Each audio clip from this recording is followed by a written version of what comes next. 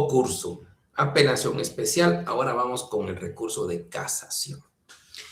Pues la verdad es que el recurso de casación se tiene que iniciar con una crítica.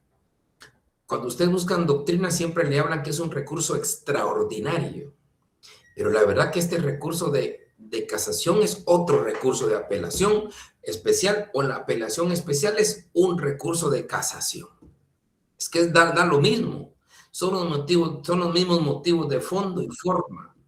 La única diferencia es que lo conoce la Cámara Penal. Es la única diferencia. La apelación especial, como ya vimos, lo conoce una sala de apelaciones. Es el Tribunal Adcuen. La sala de apelaciones conoce el recurso de apelación especial. Y la casación la conoce la Cámara Penal de la Corte Suprema de Justicia. Pero cuando uno ve apelación especial y casación, es exactamente lo mismo. Por eso la crítica que se hace es que en la Constitución señala que no puede haber más de 2 instancias, pero nosotros con casación penal tenemos 3 instancias. Por más en que no se quiera escuchar la palabra 3 instancias, hay 3 instancias. Y le agregamos el amparo, es una 4ª instancia. Y eso no solo yo lo he dicho, lo he expuesto ya en varias oportunidades la Corte Interamericana de Derechos Humanos, la cual ha determinado que en Guatemala hay más de 4 instancias. Es que está la instancia de primera instancia, segunda instancia, apelación especial, después vamos a casación y todavía el amparo, y los casos por eso se tardan. Hoy por hoy tenemos apelación especial y después casación. Los mismos motivos, fondo y forma. ¿Qué pasa si es de forma? Reenvío. Y se pueden pasar 3, 4, 5 reenvíos. Si es de fondo, pues exactamente es volver al tema del análisis de la ley penal sustantiva. Si hay una mala interpretación o errónea aplicación de una ley, de una norma penal sustantiva, la fijación de pena, los principios, el encuadre del tipo penal, cualquier cosa, son los mismos en apelación genérica, en apelación especial, que en casación. O sea, la idea fundamental de una casación, ya en términos doctrinarios, la idea de una casación es estrictamente para unificar doctrina. Para eso serviría la casación. Se termina la segunda instancia y hasta ahí.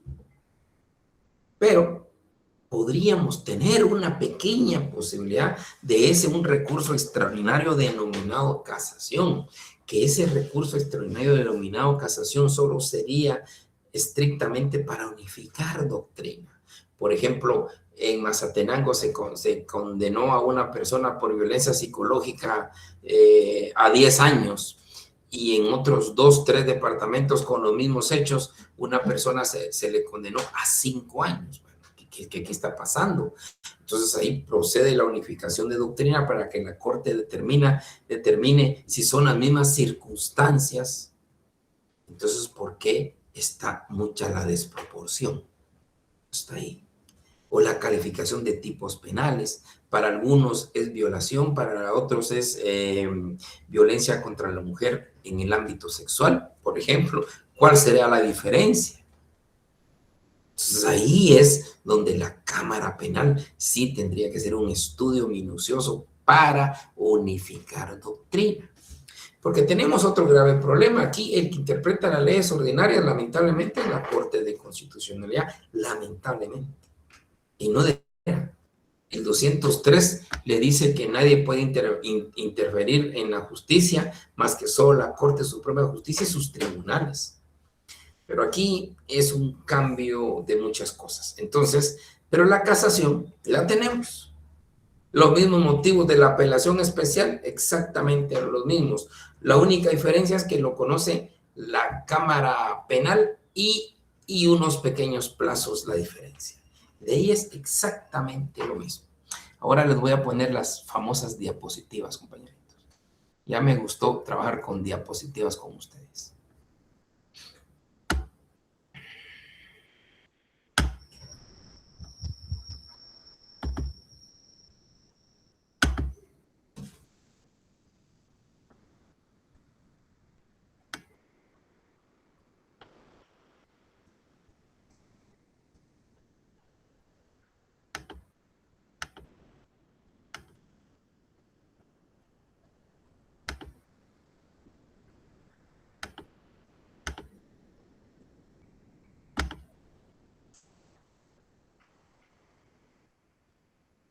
Muy bien, ahí estamos. La casación. Procede, en términos básicos, generales, procede contra el recurso de apelación especial. Recordemos, contra la sentencia que resolvió el recurso de apelación especial. Recordemos, en el juicio se emite la sentencia en primera instancia por parte del tribunal de sentencia. Ahí tenemos 10 días para impugnarla y yéndonos a la sala de apelaciones a través del recurso de apelación especial. Se emite la sentencia por parte de la sala de apelaciones del cual resuelve el recurso de apelación planteado y ahí tenemos 15 días para plantear la casación contra esa sentencia que resolvió el recurso de apelación especial. Esto lo conoce la Cámara Penal. 15 días es el plazo para la interposición. Pero también procede contra autos definitivos de apelación especial. La sala, cuando esté conociendo el tribunal de sentencia, cuando antes de emitir sentencia, por qué circunstancia puede emitir un sobrecimiento. Y contra eso se apela de manera especial y esto todavía nos invoca a llevar a la casación. Lo mismo el procedimiento abreviado. El procedimiento abreviado, recuerden ustedes que lo conoce, bueno, no hemos visto el procedimiento abreviado, pero este es una sentencia que puede emitir el juez de primera instancia por procedimiento abreviado. Y esa también se puede apelar de una manera genérica y contra esa decisión puede entrar la casación. Lo mismo contra los autos definitivos que resuelven el recurso de apelación genérica, cuando se habla de sobrecimiento, clausura provisional o excepciones o obstáculos a la persecución penal. Cuando resuelven esto, puede llegarse hasta casación. Ahí recordemos lo que es la recurribilidad objetiva y la recurribilidad subjetiva. Y los motivos de fondo son exactamente los mismos. Fondo, recordemos, cuando hay un motivo de fondo, cuando existe una errónea aplicación o una interpretación errada de la ley penal sustantiva. Todo lo que ustedes conocieron en Derecho Penal 1, Derecho Penal 2, Derecho Penal 3, todo esto en el encuadre del tipo penal, análisis del tipo penal, de la pena impuesta, de la calidad de autor, de la calidad de cómplice, el tema de la relación de causalidad, se están los elementos elementos subjetivos de las causas de justificación, todo lo que tiene que ver en derecho penal sustantivo es motivo de fondo, lo mismo que apelación especial. Y de forma, cuando hay un vicio en el procedimiento, cuando hay una errónea aplicación de la ley procesal, y se los recalco y recalco porque lamentablemente muchos abogados confunden el motivo de fondo y el motivo de forma. Y uno no entiende por qué confunden fondos. Y fondos sabemos todos, ustedes también saben, que es todo lo que es sustantivo. Y forma todo lo que es procedimental. Se aplicó erróneamente el procedimiento para algo, no se aplicó las leyes de la sana crítica razonada, que es lo que más abunda. Todo lo que es forma, y ya nos dice claramente el Código Procesal Penal también las circunstancias que procede bajo la anulación absoluta o relativa. Entonces, motivo de fondo y motivo de forma. Exactamente lo mismo. Por eso les digo, lamentablemente, el recurso de casación es otro recurso de apelación especial, o a la inversa, el recurso de apelación especial es un recurso de casación también.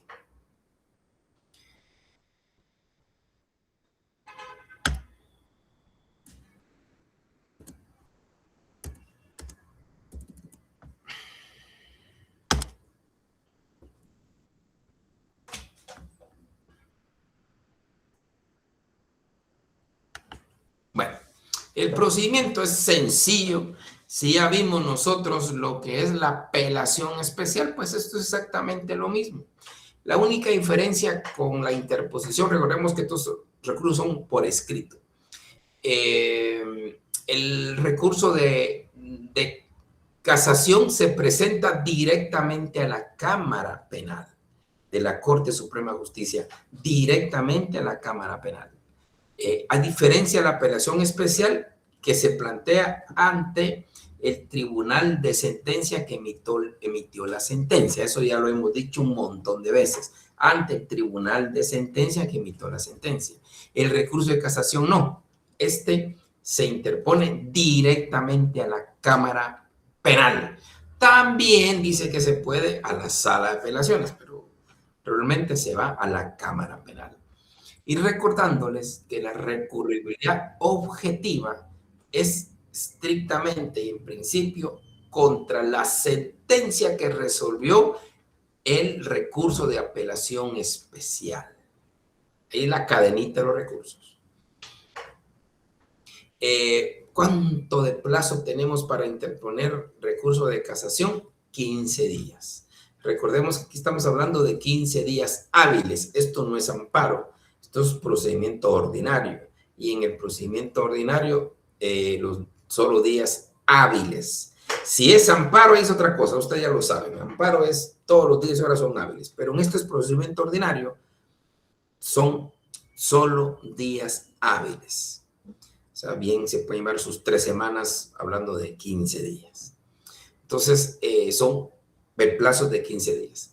La admisibilidad, recordemos el tema de la recurribilidad objetiva, qué resoluciones es la que, por la cual se puede plantear recurso de casación. Ya hemos visto especialmente lo que resuelva la sala de apelaciones.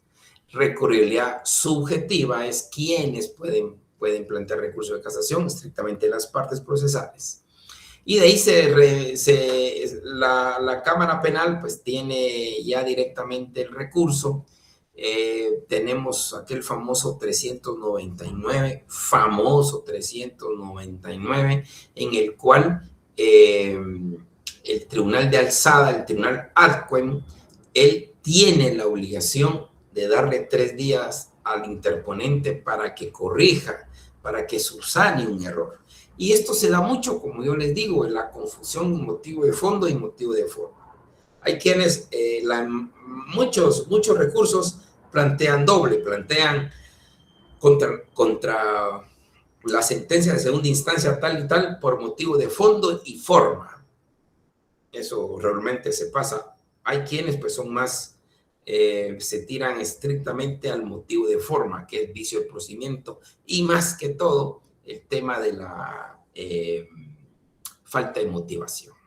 Esa falta de motivación, jóvenes, ha dado tantos problemas porque para ustedes está bien motivado, pero para mí no, a la inversa. Es cuestión muy subjetiva, de apreciación muy particularizada, los que a veces... ¿Y qué pasa si determina la Cámara Penal que existe falta de motivación? Pues tendrá, como es motivo de forma, procede el reenvío. Recuerden, como es forma, se va a reenvío para que otra sala lo conozca y emita la sentencia sin los vicios correspondientes, porque es motivo de forma. Si es motivo de fondo, pues lo conocerá de una vez la Cámara Penal y la Cámara Penal emite la sentencia, el fallo correspondiente por motivo de fondo, porque como es motivo de fondo, pues de una vez emite la sentencia diciendo que ese tipo penal no es el adecuado, es otro, diciendo que la pena que se impuso fue demasiado, diciendo que los autores inmediatos no se da en este caso, o sea, pero de una vez resuelve y emite el fallo. Y tiene una audiencia a las partes, una vista para que las partes se apersonen y puedan manifestar verbalmente los motivos que tuvieron para interponer el recurso de casación. Y la sentencia la tenemos a los 15 días después de la vista. Ese es el recurso de casación. Vuelvo a insistir, perdonen mi expresión, es doble casación o doble apelación especial. Según dice la historia, ¿por qué el legislador del año 92 colocó el recurso de apelación especial? Se inventó. Ustedes busquen en Google y no hay otros países que hablen de apelación especial. Somos los únicos. Todos los demás países hablan de apelación, que es la apelación genérica, y casación, que es la sentencia contra el tribunal de sentencia. Pero acá no. Acá lo que se dijo es que para que los magistrados no tuvieran trabajo los magistrados. Eso no se trata de darle trabajo a los magistrados. Se hace, lo que se necesita es un proceso más rápido. Nunca lo vieron por la rapidez, sino lo vieron más por las personas que estaban integrando el sistema de justicia. Tenía que haber puesto entre más rápido se soluciona un conflicto, mucho mejor. Entonces, ese es el procedimiento, jóvenes, no es mayor cosa si ya tenemos claro cómo funciona la apelación especial, pues esto es exactamente lo mismo. La única diferencia son los plazos y que se presenta y que se puede presentar directamente a la Cámara Penal.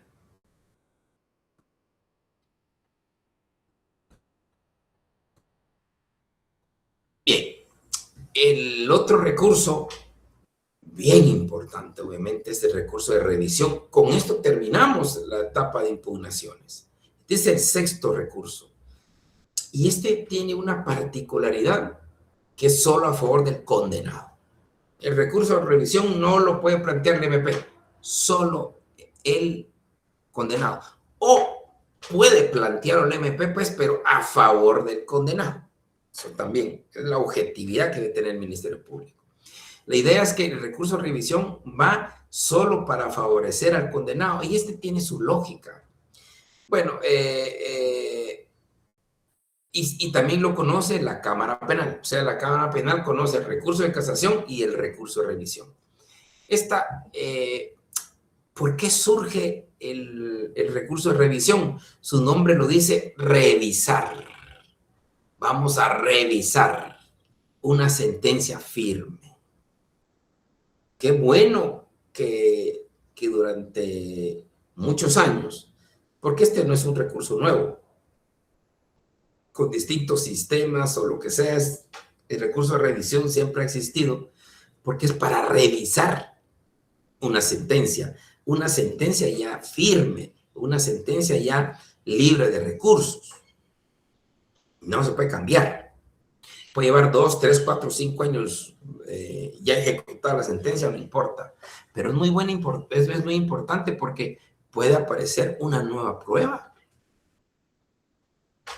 A su cliente lo condenaron por robo de armas y asalto a un banco. Puro testigos. 2 testigos manifestaron, 3 testigos expusieron que fue su cliente. Entonces viene y lo condenaron a 30 años. Pero a los 5 o 10 años aparece un video. Obviamente, ahora estamos complicados con el tema de la inteligencia artificial, pero así como hay inteligencia artificial, hay contrainteligencia artificial. Entonces, se determina que es un video auténtico, donde se establece que la persona no participó. Entonces, con base en esto, usted solicita el recurso de revisión a la Cámara Penal, para que la Cámara Penal entre a analizar su petición y los elementos probatorios que puede tener. Y por eso revisión, vamos a revisar. De repente el sistema de justicia se equivocó. Y como se equivocó, pues le tenemos que revisar y solucionar.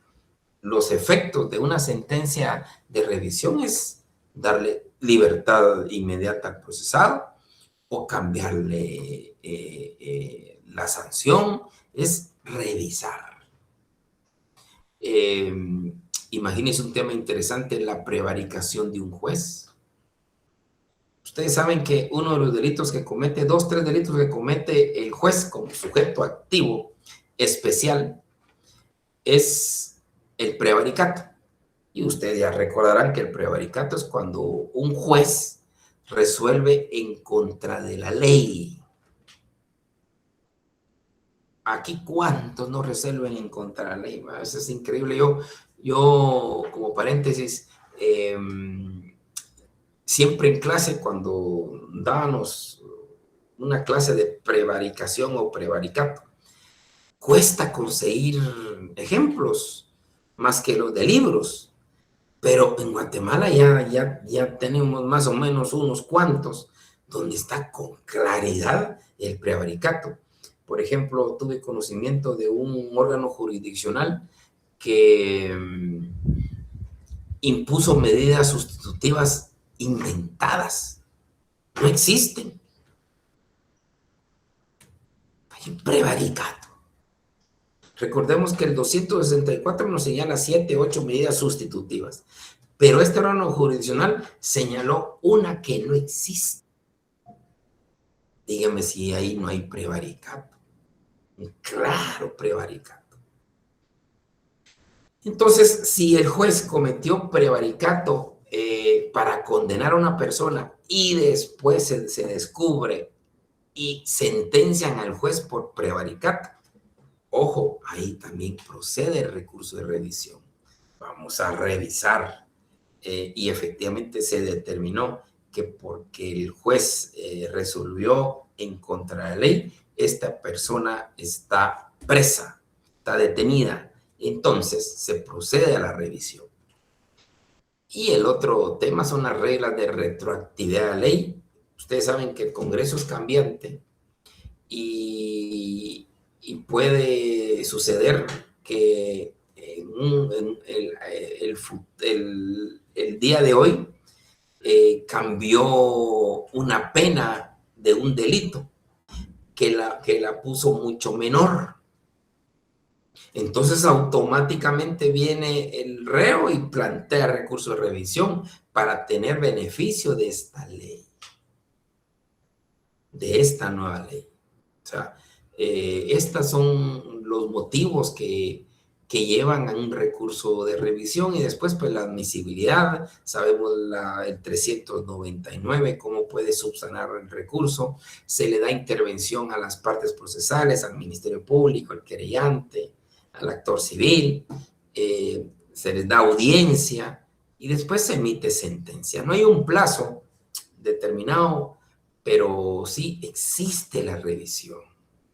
Eso es interesante, que exista la revisión, la forma de revisar, porque de ahí pueden surgir, y algunas veces han surgido, los errores judiciales, por no llamarles horrores judiciales. Pero ojo, han condenado a personas, están detenidas, están presas, están condenadas injustamente. En conclusión, cuando hay una sentencia injusta y tenemos pruebas con eso, vamos a la revisión. Esta diapositiva solo se las puse para un pequeño recordatorio y una pequeña información. Apelación genérica, sabemos que notificada la resolución tenemos 3 días. Apelación especial, sabemos que notificada la sentencia de tribunal de sentencia tenemos 10 días, 10 días hábiles. Y casación, pues notificada la sentencia de la sala de apelaciones que conoció el recurso de apelación especial, tenemos 15 días. ¿En qué consiste la información? Pues por ahí me enteré que hay unas resoluciones bastante que son cuestionables, son cuestionables y hay que cuestionarlas, donde, por ejemplo, si usted va a interponer un recurso de apelación genérica, entonces usted lo va a interponer al juzgado. Pero este juzgado cierra a las 15:30, como todos los juzgados. Entonces, el miércoles se le vence el miércoles el recurso de apelación que tiene que plantear. Son 3 días. Llega al juzgado y el juzgado pues ya cerró a las 3:30. Hay resoluciones lamentables que dicen que si no se presenta el recurso ante ese órgano jurisdiccional, perdió el recurso. Situación que es grave y que no es así. Porque la ley de órgano judicial dice que los plazos vencen hasta la medianoche, hasta las 24 horas de ese día. Se habla de días, no se habla de horas. Y el día termina hasta las 12 de la noche. Entonces usted puede plantear su recurso de apelación. Si en el juzgado no está abierto, vaya al juzgado de turno. El juzgado de turno está abierto a las 24 horas. Y ahí le van a recibir el recurso de apelación. Lamentablemente hay un criterio por ahí que dice que si no lo presentó en el juzgado, prácticamente ya no se puede conocer el recurso, a cuenta de que si para eso están los juzgados de turno, si para eso la ley de organismo judicial establece hasta la medianoche, se habla de días, 3 días, pues son 3 días que usted tiene que computar al día siguiente de la notificación. Ahí empieza a correr los 3 días, hasta la medianoche del tercer día. Se los digo porque hay criterios y criterios aquí en Guatemala que son lamentables, a veces son muy casuistas. Y por ser muy casuistas, dañamos todo lo que es un derecho procesal penal. Más en esas garantías constitucionales, los derechos fundamentales, la tutela judicial efectiva, que señala que todos tenemos derecho a un recurso, pero cuando le limitan las horas, le están limitando el ejercicio, el derecho a ese recurso.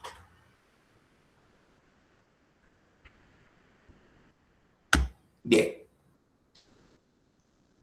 Ahora, vuelvo a repetir.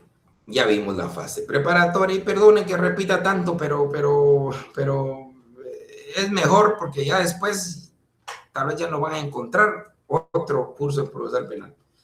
Fase preparatoria, fase intermedia, fase del debate oral, termina con sentencia, vamos con impugnaciones, ya vimos todas las impugnaciones, reposición, apelación genérica, queja, apelación especial, que es a los 10 días, casación, que es a los 15 días, y el recurso de revisión es la fase de impugnaciones. O sea, llevamos las 4 fases. Entonces nos queda una última fase, que es la fase de ejecución. Ejecución de sentencias. Esto es interesante porque nos habla de las características principales. La naturaleza de la fase de ejecución es eminentemente convencional, lo conocen los juzgados, los jueces de ejecución. Aquí participan los jueces de ejecución. En la fase preparatoria intermedia, los jueces de garantía, los jueces de primera instancia. En la fase de debate, tribunal de sentencia. En la fase de impugnaciones, los tribunales de alzada, los ADCUEN, sala de apelaciones y cámara penal. Y en la fase de ejecución están los jueces de ejecución, así se llaman, sencillos como eso, jueces de ejecución, que son los que van a controlar el cumplimiento cabal de la pena impuesta. Si les pusieron 6 años con 50 días, él tiene que velar por el cabal cumplimiento de esos 6 años con 50 días. Si les pusieron 30 años, los jueces de sentencia solo señalan 30 años. ¿Quién hace el cómputo? ¿Quién es ese ordenamiento numérico? Es el juez de ejecución. El juez de ejecución recibe el caso ya firme, sentencia firme, ya sentencia que ya no cabe recurso alguno. A partir de aquí hace el cómputo. Obviamente, también se considera y se tiene que tomar en cuenta cada uno de los días que pudo estar detenido sin sentencia. Desde el momento, se computa desde el preciso momento en que es detenido. Ahí se computa. Si estuvo medio día, se computa. Si estuvo un día, se computa. Si estuvo 3, 6, 7, 8 años, se le computa. Entonces, el juez de ejecución para esto está, para velar por el cabal cumplimiento de la pena impuesta. Obviamente aquí empiezan a hacer los análisis cuando son penas privativas de libertad, cuando son medidas de seguridad, cuando son pena y multa. Recordemos que en su derecho penal ustedes tuvieron que haber visto lo que son las penas acumulativas, penas alternativas. Entonces la pena acumulativa es la pena de prisión más la pena de multa. Aquí tenemos problemas con la pena de multa y son graves. De verdad, yo espero que algunos de ustedes sean un legislador, pero de los buenos en los próximos años. Porque sí hay que arreglar el tema de las penas acumulativas, especialmente en la ley de lavado de dinero, terrorismo, cuando hay unas penas inmensas de multas. La pena de prisión podría ser 12 años, pero la multa le imponen hasta, qué sé yo, 5 millones, 6 millones de quetzales o dólares. Entonces, el pobre cayó preso, ya cumplió sus 6, 12 años de prisión, pero no puede salir porque tiene una pena acumulativa, que es la pena de multa de 10 millones de quetzales. Entonces, como no la puede pagar, como no tiene los 10 millones, se da la famosa conversión, que en teoría se dice la responsabilidad penal subsidiaria. Aquí se le conoce como la conversión. Se va a convertir esa pena de multa en prisión. Imagínense. 12 años más 90 años. Eso es bárbaro.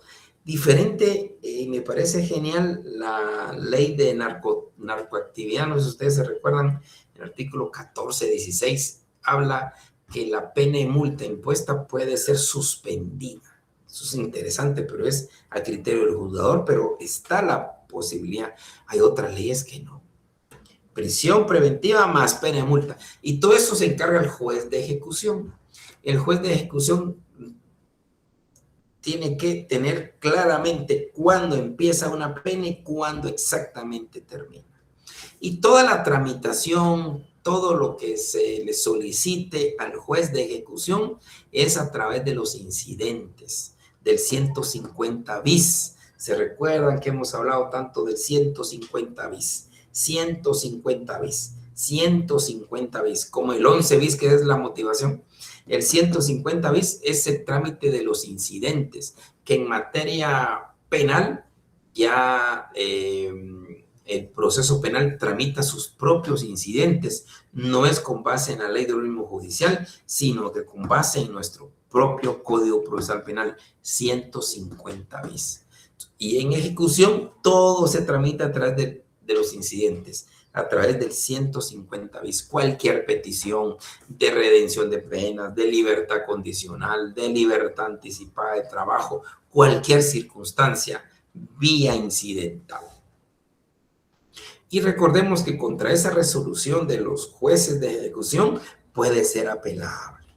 Ahí está la sala de apelaciones, quien va a revisar esa resolución del juez de ejecución. O sea, en conclusión, estos son la ejecución en esa fase de ejecución de las sentencias, que recordemos que aquí participan jueces de ejecución. Su tramitación es a través de los incidentes de Corbeac 150 bis. Solo cosas juzgadas entra al conocer el juez de ejecución. Si hay recursos pendientes, no entra el juez de ejecución. Recordemos que la finalidad de la ejecución de las penas No lo digo yo, lo dice nuestra propia Constitución, artículo 19 de nuestra Constitución, que dice, que habla sobre la resocialización y reeducación de los reos, que su finalidad esencial es la resocialización, la reeducación de las personas. Porque ahí entra lo que se habla en derecho penal, todo lo que es la función del derecho penal, la finalidad del derecho penal. Y dentro de esa finalidad del derecho penal estamos hablando la prevención especial, que recuerden ustedes que la prevención especial es para que la persona se resocialice, no vuelva a cometer otro delito. Yo sé que en su cabecita estará ahí el sistema penitenciario, eso es otro tema. El sistema penitenciario, pues, lamentablemente es la cenicienta de este proceso penal, pero no solo en Guatemala, en muchos países. No están las condiciones. Ahí manda el más fuerte. Y si manda, pues tiene mucho poder para extorsionar, para pedir dinero a la familia de cada uno de los reos que está ahí, y hasta unas cosas horribles que solo en mi mente quedan, en mis recuerdos quedan, que uno puede ver en el sistema penitenciario. Eso es un abandono, un total abandono. Y con eso no producen en absoluto una resocialización. Y a pesar de eso, los reclusos hacen su luchita para obtener algún beneficio. Recordemos que la fase de ejecución de las sentencias se basa en esta ley del régimen penitenciario, que ustedes la tuvieron que haber visto en derecho penal, la ley del régimen penitenciario. Esa ley y reglamento que regula todo lo relativo a la ejecución de las penas y los que están en prisión preventiva. Uno, al mirar la ley del régimen penitenciario, ahí aparecen derechos y obligaciones de los reclusos. ¿Qué derechos tienen? ¿Qué obligaciones tienen? Que no dista de los derechos y obligaciones que tenemos nosotros. Y no digamos dentro de un recinto. El respeto, no faltarle autoridad a los que realmente mandan en las cárceles, el derecho a la vida, a la igualdad, a la seguridad, a la protección, también son los derechos que se tienen. Y obligaciones, pues respetar las normas, respetar a los compañeros, respetar la autoridad, son obligaciones de los reclusos. Y dentro de esta misma ley, ustedes se recordarán que se habla del sistema progresivo, progresivo porque va progresando hacia la libertad, eso es lo que se dice. Sistema progresivo, hay partes donde está en tratamiento una persona, primero la ubicación, tratamiento, después pasa a la prelibertad y hasta lograr un beneficio penitenciario. Es la fórmula que se tiene contemplada. Y todo esto se tramita ante el juez de ejecución para obtener algunos beneficios. Recordemos que el juez de ejecución prácticamente desde que asume el control del caso es el que tiene la obligación de velar por cada uno de los derechos de los reclusos, especialmente en tema de la salida y el cómputo correspondiente. Cuando se habla del cómputo correspondiente o cómputo de la pena, pues es la operación matemática que es donde se establece la fecha de cumplimiento. Esa operación matemática que no es fácil. El juez de ejecución tiene que tener el control exacto desde el día que entró a prisión hasta el día que se espera que salga de prisión. Y durante ese ínterin, como ya le hemos dicho, pueden plantearse cualquier circunstancia, cualquier incidente y el juez lo resolverá con base en ese procedimiento del 150 bis. Interesante resulta, yo sé que esto ya lo vieron, un pequeñito repaso de su derecho penal. Existen beneficios penitenciarios, pero es importante tomarlos en cuenta en este proceso penal, que es la parte última de la ejecución para terminar el proceso penal. Hay beneficios penitenciarios, como lo hace el artículo 44 de su Código Penal, la libertad anticipada por buena conducta. Pero todo eso es demostrable, todo eso no se tiene que demostrar. ¿Cómo va a ver usted la libertad anticipada por buena conducta cuando le ha golpeado a todos los compañeros? Perdónenme. Entonces, el artículo 44 del Código Penal, recuerden ustedes, se da esa posibilidad de una libertad anticipada cuando se demuestra, pero esto lo tiene que dar el servicio de sistema penitenciario, tiene que mandar todos sus informes. La libertad condicional es una figura que ustedes conocen perfectamente de los sustitutivos penales, las alternativas a la ejecución total de la pena. Esta libertad condicional señala que si una persona ya cumplió la mitad de la pena impuesta, entonces puede salir condicionadamente. Pero el artículo 80 tiene un límite, dice siempre y cuando las penas no sean superiores a los 12 años. Si son superiores a los 12 años, entonces solo sería una tercera parte. La libertad anticipada por buena conducta es una cuarta parte. Pero todo eso se arregla con la libertad anticipada por redención de penas. Y esto no solo lo establece el artículo 71 de la ley del régimen penitenciario, sino el artículo 45 de la misma ley. Y aquí nos dice con claridad, un día por cada 2 días de educación y o trabajo. Si usted le presenta con la certificación emitida por el sistema penitenciario, usted le presenta al juez de ejecución que se ha educado, ha trabajado, entonces prácticamente es la mitad de la pena. Un día libertad por cada 2 días que usted se educó y trabajó. Un día por cada 2 días. Entonces, a la larga, si usted se educó por 100 días, tiene 50 días. O sea, es la mitad de la pena. Estos son, bueno, esto ya lo tuvieron que haber visto ustedes en derecho penal, pero lo refrescamos acá para tener presente que es parte de lo que mueve el juez de ejecución a través de los incidentes 150 bis. Y hay un tema que lo quise refrescar porque este sí nos corresponde a nosotros en el ámbito de procedimiento. El control telemático a los ancianos y enfermos. Esto es bonito porque estamos hablando de la etapa de ejecución. Si ustedes miran el artículo 264 de su Código Procesal Penal, recuerden ustedes que son las medidas sustitutivas. Y ahí en esas medidas sustitutivas, ya por la reforma que se dio derivado de la ley del control telemático, hay reformas al Código Procesal Penal, al Código Penal y a la ley del régimen penitenciario. Al Código Procesal Penal, pues que se le puede dar un control telemático aparte de la medida sustitutiva de un arresto domiciliario o no acude a determinados lugares, puede darle un control telemático aparte de esa medida sustitutiva. Lo interesante en ejecución, según la ley de control telemático, hay una reforma en la ley del régimen penitenciario.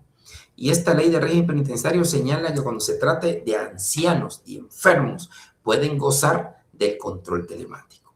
Puede irse a su casa, puede irse al hospital con control telemático. Es que no estamos hablando de cualquier persona, estamos hablando de personas de la tercera edad o muy avanzados, más los enfermos terminales. Y aquí me viene algo en la cabecita, el famoso Klaus Roxin, que por cierto acaba de fallecer.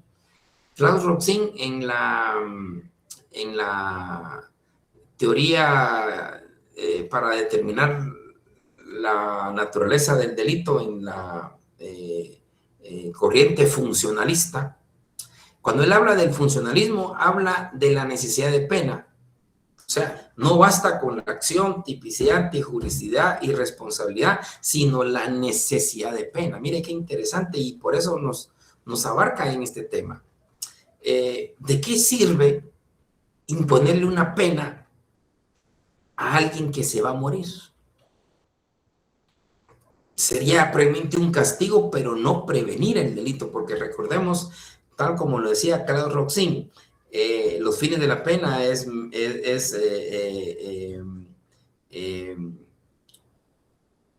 la prevención general negativa, la prevención general positiva y la prevención especial. Dentro de la prevención especial, la idea fundamental para los fines de la pena y el derecho penal es que la persona no vuelva a cometer un delito. Esa es su finalidad. Pero si es una persona que al momento de colocar la bomba, por lo cual mató a personas, también él sale sin brazos y sin piernas, ya no tiene finalidad. Eso es parte de la necesidad de pena. Por eso es interesante esta corriente de Claude Roxin del funcionalismo.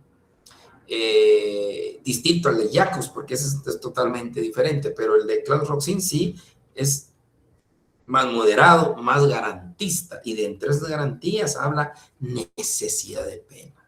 Aparte, dentro de la responsabilidad, habla necesidad de pena y la culpabilidad como tal. Pero esto es importante. Ancianos, enfermos terminales, ¿para qué en prisión? Mejor dejémoslos en los hospitales, en sus casitas con el control telemático. Hay una cosa más latente, por ejemplo, la expresidenta de Argentina. Ustedes han visto en las noticias, ella fue condenada por lavado de dinero, ya está firme en la sentencia. ¿Dónde está guardando prisión? No está en la prisión, está en su domicilio. Hasta sale en balcones, donde la gente está ahí y ella saludándolos, porque está guardando prisión en su domicilio. ¿Pero por qué? Por la edad. En Argentina, a las personas que son mayores de 70 años, no se les puede ingresar a una prisión. Ahora aquí andamos con unos ancianitos casi de 90 años en prisión, por ejemplo, en estos casos, ya gracias a esta reforma la ley del régimen penitenciario, tomando en cuenta la ley del control telemático, ya se estableció que se les puede dar ese control telemático a los ancianos, a los enfermos terminales. ¿Para qué queremos un enfermo terminal muriéndose por grandes dolores de cáncer del hígado, del páncreas? Perdóneme, se vaya a un hospital o que se vaya a su casa, pero con control telemático. Pero todo esto lo tiene que tramitar usted ante el juez de ejecución. Y como ya se los he repetido una cantidad de veces, recuerden ustedes el 150 bis.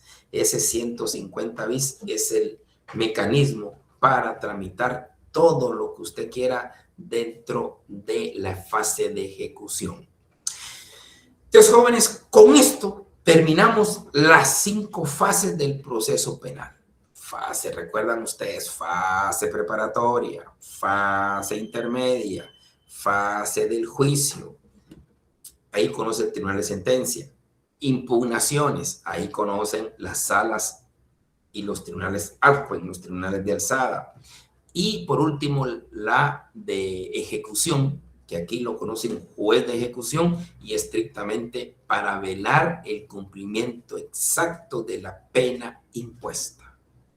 Y con eso, compañeros, hemos concluido aquellos 5 círculos que siempre les decía.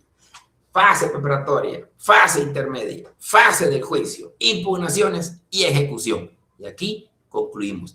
Recordemos que es muy importante tener presente en esta fase de ejecución la famosa ley del régimen penitenciario. No solo el Código Procesal Penal, sino también la ley específica que regula todo este tema de los centros penitenciarios. Con estos jovenazos, yo ya concluí las 5 fases del proceso. Ahora nos quedan los procedimientos específicos, que eso lo miraríamos el próximo jueves. Al fin, dentro de los proyectos específicos, quiero aprovechar trasladarles a ustedes aquella conferencia que les dije que he dado sobre los adolescentes en conflicto con la ley penal, especialmente cómo mejorar el sistema de adolescentes en conflicto con la ley penal, porque es un proceso que no se conoce, no se da, pero nosotros sí lo vamos a ver. Y voy a aprovechar una colita, eso lo veremos la semana entrante, con los procesos de protección de niñez, porque estoy seguro que nunca lo van a ver. Al menos algo podemos rescatar, y es un tema tan importante porque es niñez víctima. Pero bueno, con eso vamos a concluir el curso. También sé que ya se estableció la fecha de examen. Sobre eso creo que podemos hablar el jueves o la otra semana. Porque espero pues que todos hayan cumplido con su debate, que hayan enviado su debate el jueves. Recordemos que son 10 puntos de una audiencia, 10 puntos de otra audiencia y los 20 del debate. Y ya el examen final, pues máxima hora por la virtualidad, que no se le da mucho crédito a los exámenes por virtualidad, pero es lo que tenemos y es lo que tenemos que ajustarnos. Bueno, compañeritos, algún comentario, por favor, alguna dudita, pues estamos acá y no duden. Por favor, yo hablo, y perdonen, pero como no estamos interactuando, pero al menos hablo y ustedes no se preocupen si me pueden interrumpir o pueden hacer un comentario o una duda, siempre estaré a su servicio y disposición.